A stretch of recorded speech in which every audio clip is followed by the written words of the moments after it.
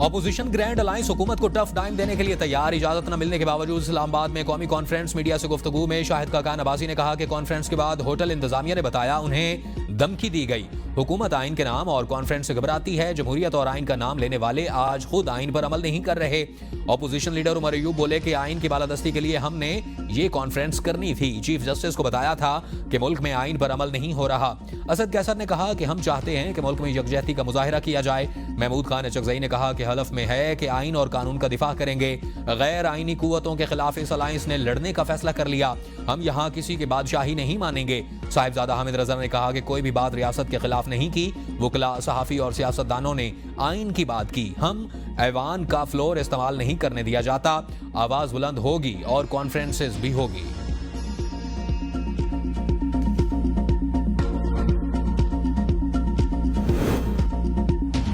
PTI को establishment के साथ रवाबतों की पुरानी आदतें पड़ती हुई हैं और अगर एस्टैब्लिशमेंट गैर जानिबदार हो गई तो ये अब भी उसको घसीटने की कोशिश कर रहे हैं। वज़ीर दिफा ख्वाजा आसिफ की एबीएन न्यूज से खुसूसी गुफ्तगू। कहा बानी पीटीआई वक्त आने पर पांव पड़ जाते हैं। पीटीआई वालों ने पूरी कोशिश की कि हुकूमत की एस्टैब्लिशमेंट से ताल्लुकात में कोई बिगाड़ पैदा हो। इन लोगों का कोई ईमान दीन नहीं। खैबर पख्तूनख्वा में करप्शन की ना खत्म होने वाली दास्तान है। मुल्क के हालात बेहतर हो रहे हैं और इनकी डिप्रेशन बढ़ रही है। इन लोगों को ना कोई शर्मिंदगी है ना कोई शर्मो हया। शेर अफजल मरवत सच बोलने वाला बंदा था। ऐसा शख्स पीटीआई में नहीं चल सकता। उसको पार्टी से निकाल दिया जाता है। होटल इंतजामिया को कॉन्फ्रेंस मनसूख न करने की सूरत में 10 करोड़ रुपए जुर्माना का कहा गया। रहनुमा पीटीआई शेख वकास अकरम की एबीएन न्यूज के प्रोग्राम सवाल से आगे में गुफ्तगू। कहा होटल इंतजामिया को हुकूमत की जानिब से धमकियां दी जा रही हैं। आला अदलिया को भी देखना चाहिए कि हुकूमत कैसे इकदाम कर रही है। पाकिस्तान के अवाम भी देख रहे हैं हुकूमत क्या कर रही है। जेयूआई से मुज़ाकरात बानी पीटीआई के कहने पर शुरू किए। बानी चाहते हैं नए इलेक्शन के हवाले से तमाम अपोजिशन यकजा हो। पार्टी में लोगों के अंदर इख्तलाफ चलते रहते हैं। खैबर पख्तूनख्वा डेवलपमेंट के हवाले से सबसे आगे हैं और पंजाब हुकूमत की कारकर्दगी के खिलाफ व्हाइट पेपर जारी करेंगे।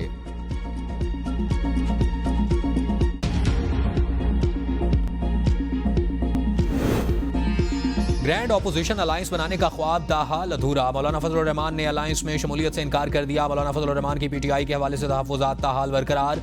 जेयूआई के रहनुमा कामरान मुर्तज़ा ने सोशल मीडिया पर ग्रैंड अलायंस पर बुरे तहफ़्फ़ुज़ात का ऐलान कर दिया। कामरान मुर्तज़ा ने कहा कि ग्रैंड अलायंस का हिस्सा बनने के लिए तहफ़्फ़ुज़ात असद कैसर को बताए थे।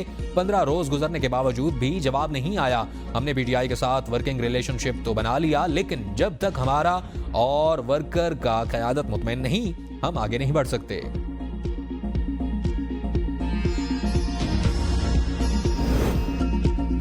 पार्टी पंजाब के बल्दियाती इलेक्शन के लिए तैयार है। आसिफ जरदारी की हिदायत। अरकान असम्बली की मुलाकात में कहा कि बिलावल और खुद पंजाब में बैठेंगे।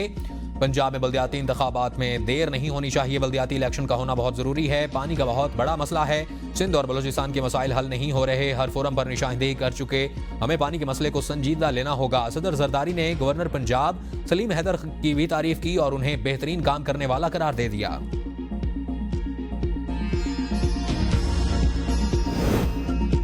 26वीं आईनी तरमीम का मकसद सुप्रीम कोर्ट को तकसीम करना था। सेक्रेटरी जनरल पीटीआई सलमान अकरम राजा कहते हैं कि जजेस जुडिशल कमीशन ने मुकर्रर किए आईनी बेंच हुकूमत का कायम करदा है। जुडिशल कमीशन में इख्तलाफात की कोई गुंजाइश नहीं। जुडिशल में कमीशन में वो तयनातियां हो रही हैं जो कबूल हों। पाकिस्तान बार के नुमाइंदे ने जुर्रत की तो उसको इस्तीफा देना पड़ा। पार्लियामेंट ने इलेक्शन एक्ट तब्दील किया। अदलिया नताइज पर तज्जिया करे तो समझ आ जाएगा कि इलेक्शन पर हमला हुआ। हुकूमत ने किसी को कॉन्फ्रेंस के इनेकाद से मना नहीं किया। राना सनाउल्लाह कहते हैं कि हुकूमत की तरफ से कॉन्फ्रेंस के लिए किसी ने मना नहीं किया और अगर किया है तो नाम लाया जाए सामने। ऑपोजिशन रहनुमा सच बोलें, कॉन्फ्रेंस के लिए हुकूमत ने मना नहीं किया। ऑपोजिशन इत्तेहाद बनाकर एजेंडा लाती है तो हुकूमत बात करने पर तैयार है। मामला फहम लोग आगे आएंगे तो समझदारी की सियासत होगी। और कैबिनेट में इजाफा काफी पुरानी बात है। एक मिनिस्ट्री के पास 2 से 3 डिपार्टमेंट हैं। मुख्तलिफ वजूहात की वजह से ये अमल ताखीर का बायस बनता रहा।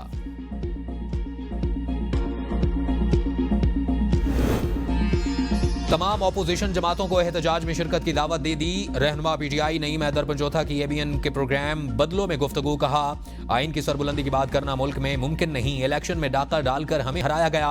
हमारे ऊपर झूठे केसेस बनाकर फंसाया गया। पीपल्स पार्टी वाले इख्तिदार में रहकर मजे लूट रहे हैं। अवामी पजीराई लेने के लिए ये लोग ऐसे बयानात देते रहते हैं। बिलावल भुट्टो ऐसा करके अवामी पजीराई कभी हासिल नहीं कर सकते। हुकूमत के हर काम में पीपल्स पार्टी बराबर की शरीक है। इख्तिदार की खातिर ये लोग हर हरबा इस्तेमाल कर रहे हैं।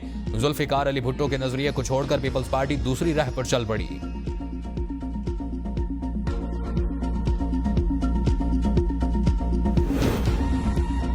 5 जजेस मुत्तफिक थे कि सिविलियन का मिलिट्री ट्रायल नहीं हो सकता। आईनी बेंच के फौजी अदालतों के केस में रिमार्क्स। जस्टिस मोहम्मद अली वज़र ने कहा कि जजेस ने इजाफी नोट नहीं बल्कि फैसले लिखे थे। जस्टिस मंसूर ने माजी में अपील का हक दुरुस्त करार दिया था। मैंने इख्तलाफ किया। माजी से अपील का हक मिल जाता तो 1973 से अपीलें आना शुरू हो जाती। मुल्जिम फर्द जुर्म और आयद होने से कबल भी मुल्जिम ही होता है। सिविल सोसाइटी के वकील फैसल सिद्दीकी ने दलाइल में कहा कि तमाम जजेस का एक दूसरे के फैसले इत्तफाक था। उज़ैर भंडारी के मौक़िफ़ से इत्तफाक नहीं करता। सिविलियन को फौजी तहवील में देने का फैसला दुरुस्त नहीं। हवालगी फर्द जुर्म आयद होने के बाद ही दी जा सकती है।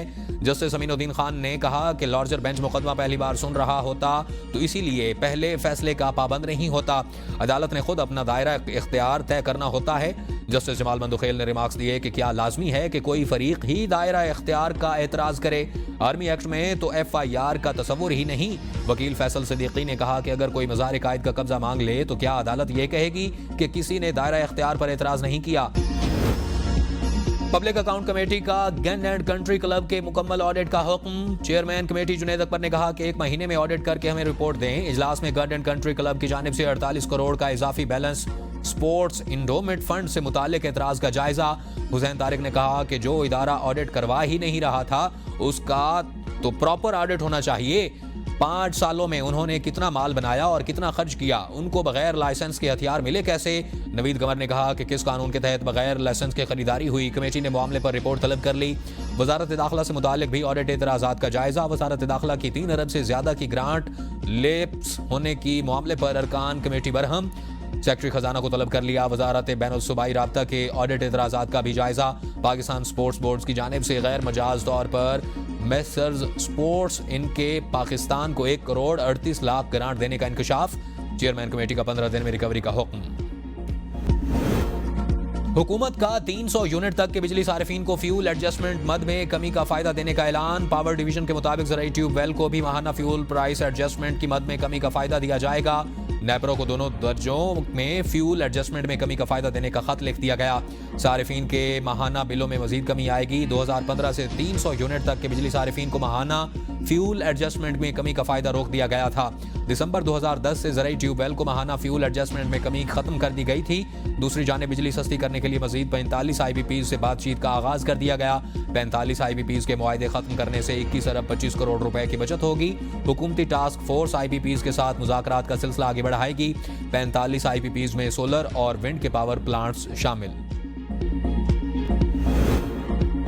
टैक्स शरह और महंगी बिजली अहम मसाइल। टैक्स अथॉरिटी में सहूलियात और शफाफियत लेकर आ रहे हैं। वफाकी वजीर खजाना मोहम्मद औरंगजेब का तकरीब से खिताब। कहा मुआशी इस्तेहकाम के समरात मिल रहे हैं। मईशत इस्तेहकाम की जानिब गामजन है।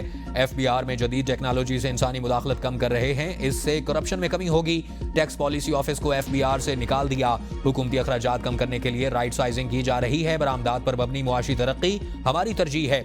मईशत के इस्तेहकाम के लिए निजी शोबे को आगे आना होगा।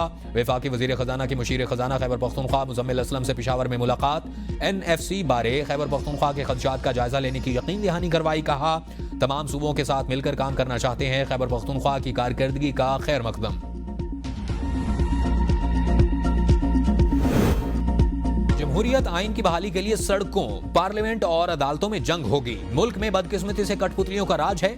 हमारी जीतोजहद को रोकने की बार बार कोशिश की गई। ऑपोजिशन लीडर उमर अयूब की ATC रावलपिंडी के बाहर मीडिया से गुफ्तगू। कहा बलोचिस्तान की सूरत हाल इंतहाई तशवीशनाक है। वो दिन दूर नहीं जब बानी PTI वजीर आजम होंगे। सलमान अकरम राजा कहते हैं कि हुकूमत के पास मुज़ाकरात का इख्तियार ही नहीं है। हम जो बात करते हैं वो कहते थे पूछ कर बताएंगे। हमारे पास अब मज़ाहमत का ही रास्ता है। अवाम के पास जाएंगे, आइन और कानून की जंग लड़ेंगे।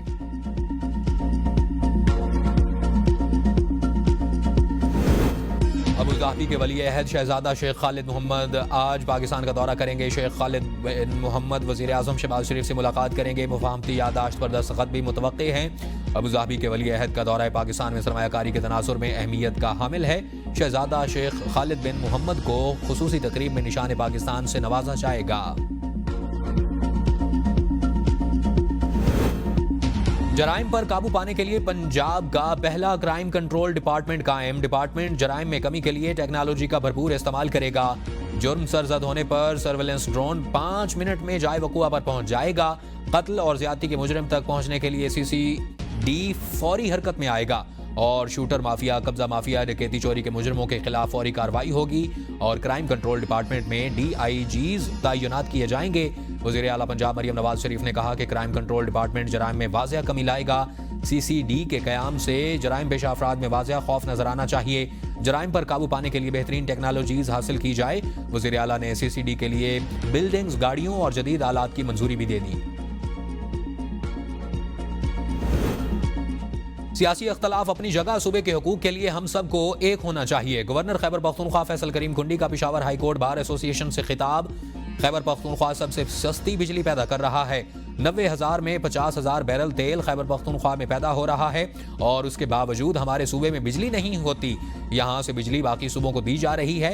एक केस बनाकर विफाक के साथ ये तमाम मामलात उठाने की जरूरत है। खैबर पख्तूनख्वा के तमाम बॉर्डर्स खोले जाएं ताकि यहाँ तरक्की करना मुमकिन हो सके। इंसाफ की फराहमी में वकला का पेशा वराना किरदार मुआशरे में निहायत अहमियत का हामिल है।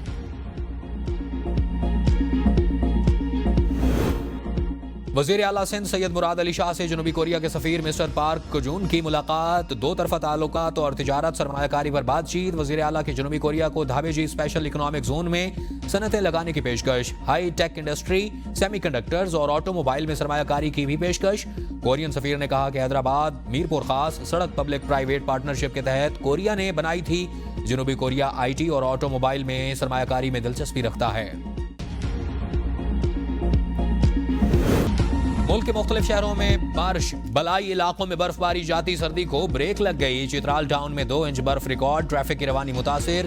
ब्यामर की बुलंद तरीन चोटियों पर भी बर्फबारी, बाबूसर टॉप और नांगा पर्वत के सफेद चादर ओढ़ ली।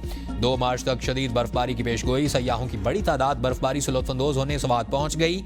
चिल्लास में बारिश, पहाड़ी इलाकों में बर्फबारी, आजाद कश्मीर भर के पहाड़ों पर बर्फबारी जारी। मुजफ्फराबाद का दर्जा हरारत 8 सेंटीग्रेड रिकॉर्ड। बालाई नीलम वैली के मुख्तलिफ मकामात केल में 1 फुट बर्फ पड़ चुकी, जबकि ग्रीस वैली, शोनथर, सरगन वैलीज में 2 फीट से ज्यादा बर्फ पड़ चुकी। गलियात, नथिया गली, अयूबा और गिरदोनवाह में दूसरे दिन भी मूसलाधार बारिश। रावलपिंडी, इस्लामाबाद, पंजाब, खैबर पख्तूनख्वा और बलोचिस्तान के मुख्तलिफ इलाकों में बारिश। महकमा मौसमियात का कहना है कि बारिश बरसाने वाला सिस्टम 2 मार्च तक बरकरार रहेगा।